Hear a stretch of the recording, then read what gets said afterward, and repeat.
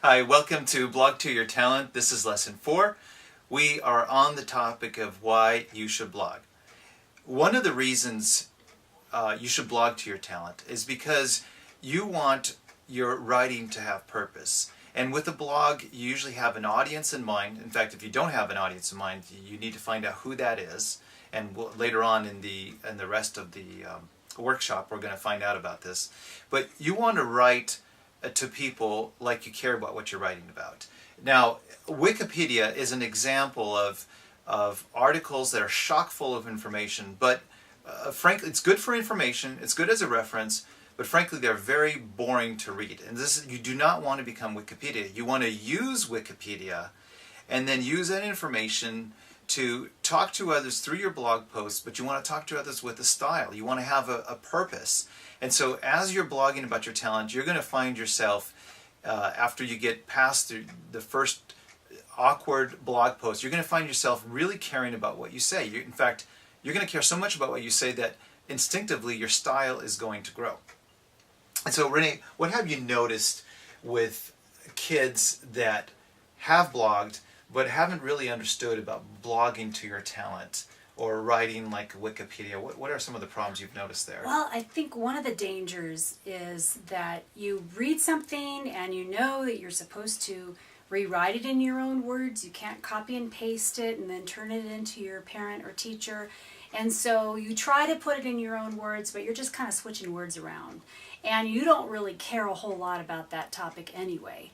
So what I find is sometimes in the beginning when you start writing your blog post, they might just be boring to you to read. And if that's the case, they're going to be twice as boring to a friend or a relative. So they are boring to you. Yeah. Yeah, they're going to be boring to other people. Yeah.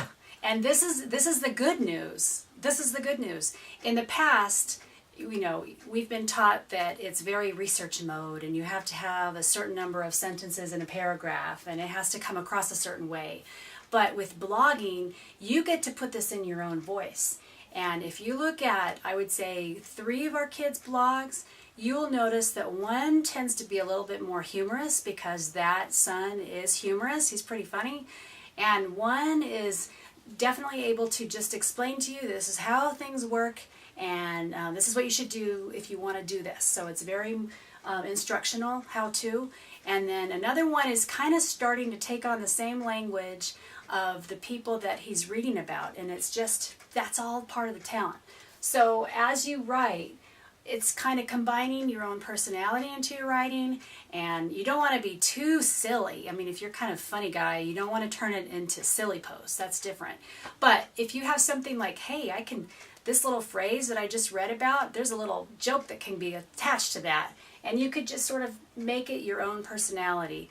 Then you're going to have people coming back to read your stuff because they like what you write and they want to see what you're going to write tomorrow and the next day. And that's how you start to attract a little crowd, so that you're not only just talking in the language that you do with your friends, but you're also teaching them something as you are becoming better and better at your talent. Yes, I'd say, and don't get discouraged in the beginning if you don't have a style. That's going to come with practice. So don't put off writing because you don't have a style yet. You start your writing and you're going to develop your style, and that style will come because you're writing about your talent. Yeah. And when you write about something you like about, you are interested in style. And there's a good reason for that. Information that has style is very easy for people to follow. It's very, very easy. And so what I want you to do in this lesson for your exercise is I want you to go and find a blogger that you like to follow, and maybe they're not the blogger that has the best information, but they're still presenting good information, but for some reason their style really appeals to you. You look really forward to reading it. Well, follow that blogger style. I want you to write about it in a post what you like about it, and maybe you could start copying a little bit of it. And it's okay in the beginning. Copy that style up until the point when you feel like your own style coming on. So that's your instruction for today. And happy talent jury. We'll see you on the next lesson.